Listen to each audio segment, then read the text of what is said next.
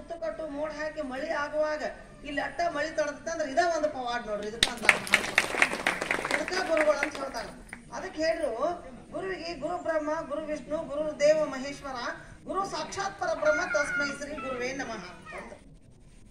ಗುರುವಿಗೆ ಬ್ರಹ್ಮ ಆಗಕ್ ಬರ್ತತಿ, ವಿಷ್ಣು ಆಗಕ್ ಬರ್ತತಿ, ಮಹೇಶ್ವರ ಆಗಕ್ ಬರ್ತತಿ.